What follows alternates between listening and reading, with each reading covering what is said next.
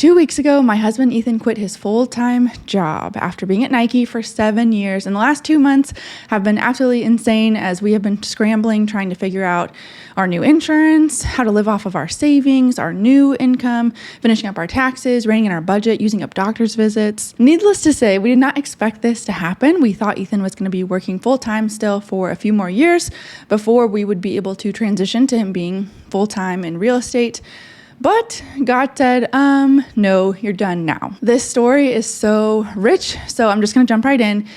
Ethan being a full-time real estate investor has been a long-term goal of ours really since 2020. We got our feet wet with real estate in 2020 when we helped a friend of ours flip a house, and Ethan loved it. It fits a lot of his skills. The problem with real estate is that doing it while working your full-time job is nearly impossible. And our very first property, which we call Edgy, nearly killed us. We learned that it was not going to be sustainable long-term for Ethan to be working full-time and then also be all in on real estate. We really needed to choose either taking the leap and going all in on real estate, or we needed to adjust the vision. And while we were willing to slowly work toward being a full-time real estate investor, the sacrifice was becoming bigger and bigger. About 6 months ago, I was listening to a podcast called Walk in Love, and they were talking about their decision to move from the Northeast to Hawaii and how Hawaii had kind of been in the back of their mind for a little bit. And then one day, boom, it was like, okay, we are called, we're doing this. 2 months later, they're living in Hawaii and they never looked back. And as I was listening to this, I was like, what? I could never. Like, this is such a big decision with so many implications for you, your kids, your extended family. I could never make such a big, life-changing decision like that in such a short amount of time. So fast forward a couple weeks later, and God planted another seed in my mind. And side note here, during COVID, I got really into sailing families, like families that live on sailboats and sail the world. They have like YouTube channels and things. Anyway, it doesn't matter. I was watching one of those and they were talking about how they had decided that they were done. They were completely done. They sold the boat. They were giving up that lifestyle. They bought a house. They had already moved. Totally upended their life, changed the course of their life forever. And they were talking about the decision and they're like, yeah, God just opened doors and led us here. We weren't really looking at this, but it happened. And I'm thinking to myself, what? This is the second time I've heard of a family just like dropping everything and changing their life. And I'm like, there's people be making very rash decisions out here. Like a bunch of adrenaline junkies, get some help or something. A couple weeks later, after that, it is Eclipse Day. And Eclipse Day is already a little weird. You've got some people like borderline worshiping it. A lot of people just don't care at all, but there's this weird FOMO around it anyway. And all I could think about all day was Eclipse Day in 2017. And if you haven't heard the story, I'll link the video right here. On Eclipse Day in 2017, that day changed my life forever because I decided to invest in Bookkeeper Launch. I started my own business. I quit my job shortly after, and my life was forever changed. I had been looking for an out from my full-time job for a long time, but I just hadn't found anything that really fit my skills and what I was looking for with being able to stay home with my future kids. And I found Bookkeeper Launch, and the sale for the program ended the day that I found it on Eclipse Day. And this is 1000% a true story. I didn't invest that day. And I could not sleep that night. I was so restless. I had so much regret when I woke up that morning. And I emailed Bookkeeper Launch and I was like, hey, I made a mistake. Like I missed the cutoff. I didn't invest. If you're willing to give me that discount still, I will purchase it. Like I will do it. I'm all in. And I knew that they had every right to say no, but they said yes. And this is also kind of a fun fact. If you go through in my webinars for my courses, I run a 7-day discount after that. And if you miss the discount and you email me that you regret that and you wish you could have signed up with the discount, I always say yes. Always, always, always. Because I was shown kindness. They let me into the program with the discount when I didn't even have the money with the discount. I didn't have enough money to do it. And it changed my life forever. So I always want to pay that forward to other people. And I hope that it changes their lives too. So they said yes. like I said, we couldn't afford it. So we put it on a credit card, and then we prayed real hard, and I worked even harder. And that was Eclipse Day in 2017. So like I said, I was thinking about that story all day on Eclipse Day in April of 2024. And Ethan gets home after work, and we kind of knew that we were coming to a crossroads with real estate. We've got one short-term rental. Fairly high maintenance compared to long-term rentals because of the constant reviews, especially early on when you just post the property. You really, really need all 5-star reviews and some other things in order for Airbnb to promote your property. It's a lot. He was working at Nike full time, and then he was managing the Airbnb. I've got my business, and then I'm watching Kai full time. It was a lot. We were spread really, really thin, and we were dragging our feet on the next property because we were like, how are we going to make this work? So we revisit that. We're talking about it, and Ethan says that he needs to quit his job. And I'm like, what? No. I'm like, this is so fast. There is so much risk. What if something happens? Instant tears running down my face. I've cried so hard on every Eclipse Day that I've lived through. There's a theme here. Thankfully, we have like 20 years until the next one. So we put emotion aside, AKA I try to stop crying long enough to logically talk about what our options are here, because I know in the back of my head, I know that one of our strengths as a couple is coming up with creative solutions to complex problems. And we honestly went to bed that night having decided that Ethan was going to quit his job in 2 months, which was just enough time for us to tie up all the loose ends and get us ready to take the leap. I have felt so much calm and trust in him quitting his job, interspersed with major episodes of panic, but overall, I really feel that this is the perfect time for him to quit Nike and go full-time in real estate. God has gone before us in so many ways and prepared our hearts, prepared our knowledge, and our grit.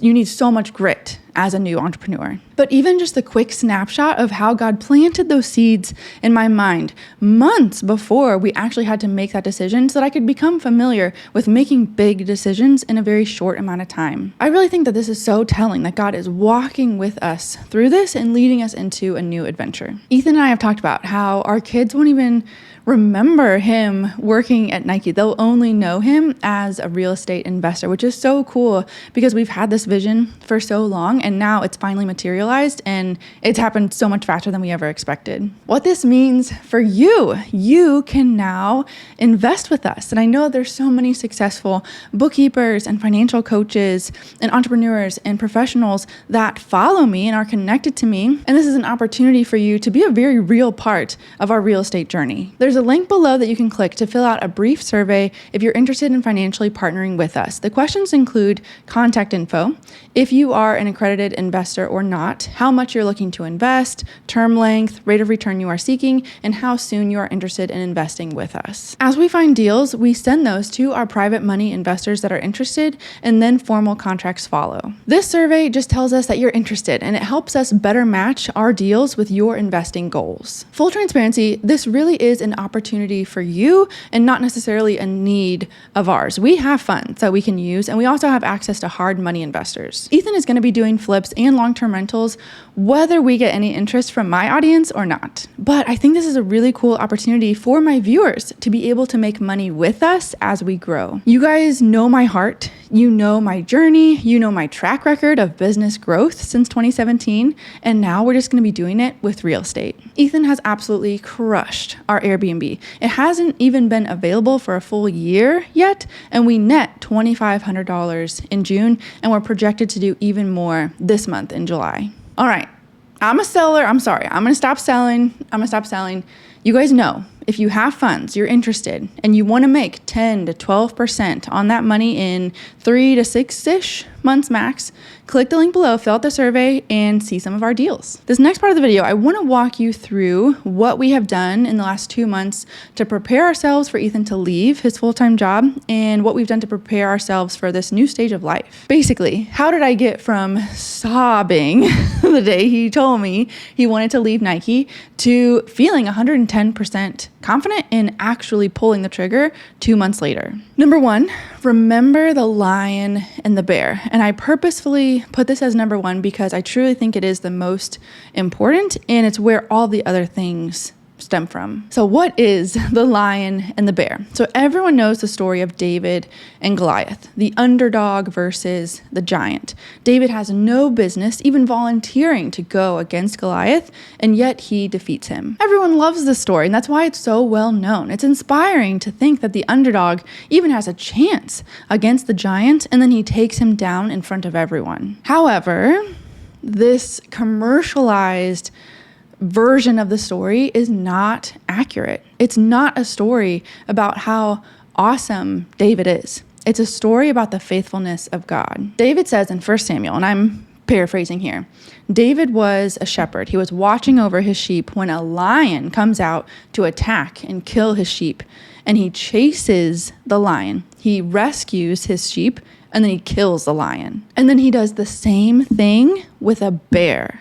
David says, "The Lord who saved me from the paw of the lion and the paw of the bear, he will save me from the hand of this Philistine." Ethan quitting his full-time job, secure, steady income, good insurance, 3 months of paternity leave, starting from the ground in a new business, that is our Goliath right now. And so we think back, we remember the lion and the bear, which is when I quit my job cold turkey in 2017. And we remember all the things that God has provided these last couple years: relationships, connections, opportunities, healing, and strength. We remember the lion and the bear, and that gives us confidence that God will be faithful again. Number 2 is reorganized our finances. And a subcategory for this one would be working through some anxiety. And it's not even really a subcategory. It's like on the outside, we're reorganizing our finances, and on the inside,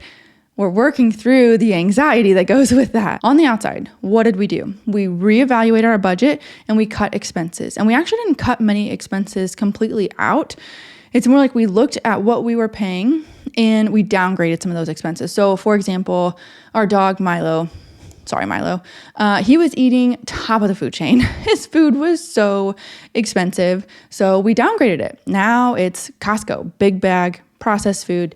Not the greatest for him, but it's okay. It's a season. We also are not taking him to the groomer anymore. We invested in heavy duty clippers so that we can shave him here at home, and that saves us about $120 every other month. I'm not going to go through everything that we changed, but just a few examples so you can see how we're no longer paying a premium for the better or easier service or product. We're downgrading for the next year or so. So we tightened up our budget and we figured out how much do we need to live on each month, and also what income streams do we still have coming in. If we don't make another dollar from any of those other income streams, which isn't going to happen, but if we don't make another dollar, we can still live on our savings for 2 years. Income stream wise, we still have my business, which I have cut back on a lot since having Kai, and then we also have the Airbnb. Over the last 2 months, we have cashed in our Nike stocks, refinanced the Airbnb, finished our taxes, got our HELOC back from when we used it on Edgy. All these little things that needed to be done so that we had a complete picture of what our financial situation looked like. Absolute best case scenario is that my business and the Airbnb carries us through until we can get our first flip and we don't have to dip into our savings at all. The okay scenario is that my business and the Airbnb make up some of our income and then we use some of the savings until we can get our first flip. And then the not ideal scenario is that we live on our savings until we can get our first flip. In all 3 of these, we're still okay. So all that's happening on the outside. How am I preparing emotionally and mentally? I was doing really, really well stress-wise until it came down to Ethan needing to put in his 2 weeks at Nike. And then it was just like every worst case scenario was just on loop in my head. But I'm really proud of myself for recognizing that this was anxiety. I think in the past, I would have just continued to spiral and actually made a really good argument on why we should wait a little bit longer. But I recognize that it is anxiety. And while all this is happening, I read or I hear somewhere, I don't remember where, but I wrote it down.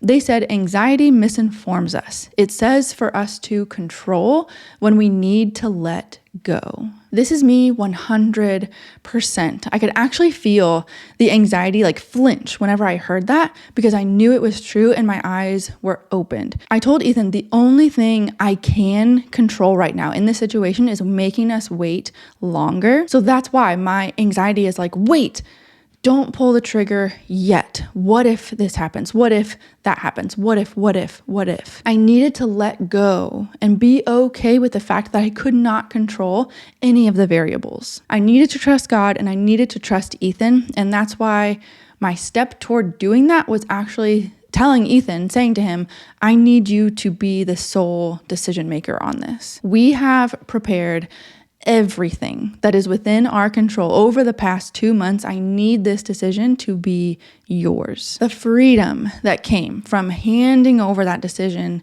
to Ethan, letting go and trusting God, it's definitely something I'm going to be continuing to practice, but I am encouraged. Number 3, the future of Financial Coach Jess. So I mentioned earlier that we were at a crossroads with real estate and that we had some very big decisions to make that was going to impact our future. I also felt that I was very much at a big crossroads with my business and my YouTube channel. The domino effect was, if Ethan goes full time, I'm going to be pulling a lot of weight here. So I need to get really clear on what I'm doing and what I'm not doing because I cannot do it all. The result was a lot of tough decisions accompanied by also a huge shift in my calling. To be clear, if someone truly wants help, yes, I am still willing to help them. All of my programs are still the same. So many people still find me organically through YouTube, which is crazy. So I don't see that changing anytime soon, but I'm saying the future of my content, I don't feel called to make content for those people anymore. And this was a really tough decision that I didn't want to fully own in those 2 months that we were preparing for Ethan to leave Nike. And at first I thought, well, I could just shift my content, slowly morph it into real estate content and not really address it, but just like slowly change it over time. But I think it's important not only that I announce it, but that I own it and really show you guys that it's okay to change. We are called to grow and evolve and mature. How can we do that online as content creators and as coaches if we just keep regurgitating the same things over and over? And I want my vision for my channel to match myself. And you see this online. It happens all the time. A content creator niches down.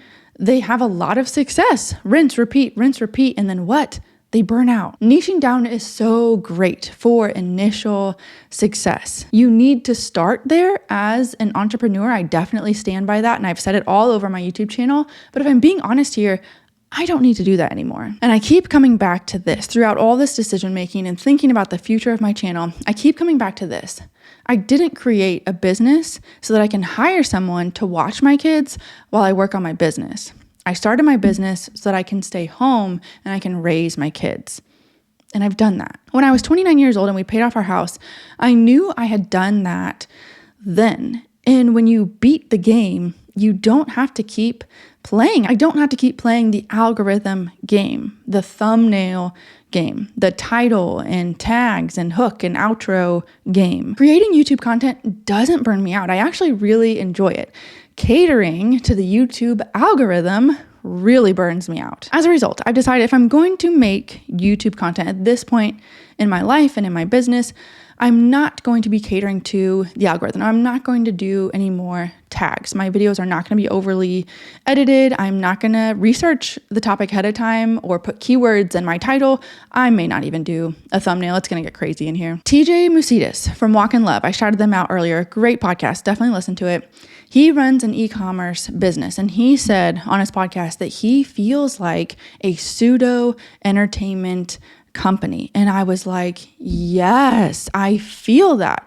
Trying to keep people's attention in this day and age online is exhausting. I don't want to be a pseudo entertainment company. And yet, if you have an online business, that's kind of what it's become. You have to hook your audience and then you have to hold their attention. You have to get them to like and follow and subscribe and blah, blah, blah, blah, blah. I'm just not an entertainment business. Like I've seen other finance channels blow up and a lot of times it's gimmicky. They have false information. They have stuff that's incorrect in their videos. And I'm just not going to do that. You truly don't have to keep playing the game when you've won.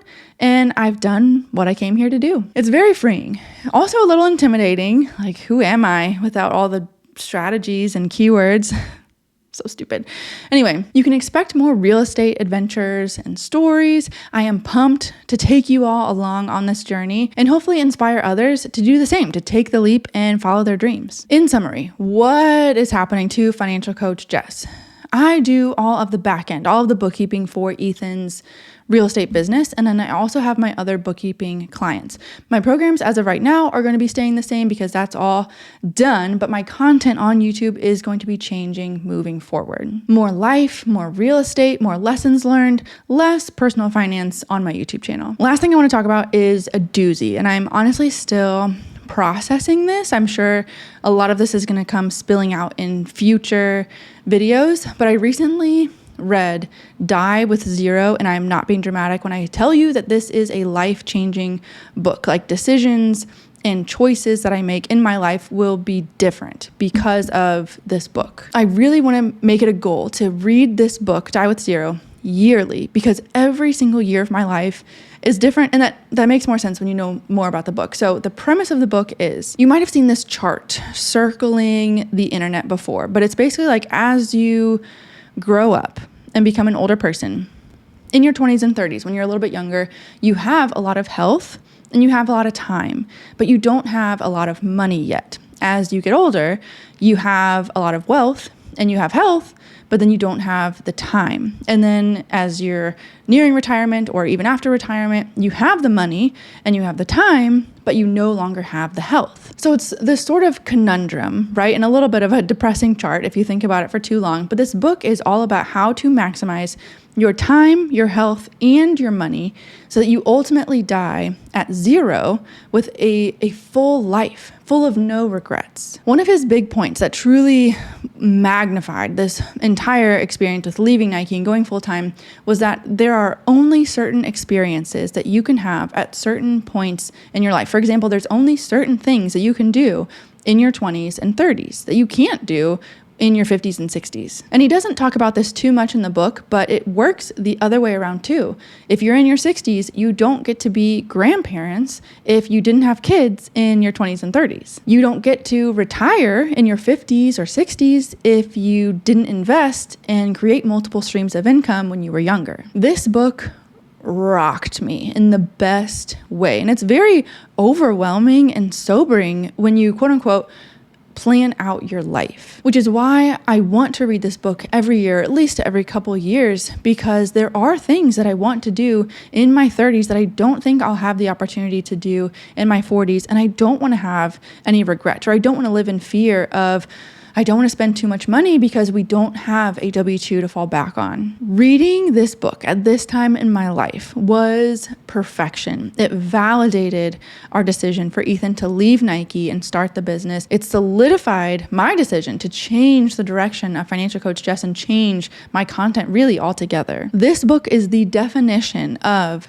seize the day in the most heart-wrenching way possible. To sign off, I want to leave you with a question that I've been chewing on, and it's this. Do you believe that the best, fill in the blank, is ahead of you? And it's one thing to say that the best days are ahead of you. From what I read online, most people are not saying that, let alone believing it. I want to say it and believe it about everything. Everything. The best everything is ahead of me. Do you believe that the best everything is ahead of you? The best version of yourself, your best health, your best marriage, your closest friends, your hardest laughter, your best adventure. Do you believe that the best everything is ahead of you or behind you? It's a very convicting question for me. We'll talk more about that later.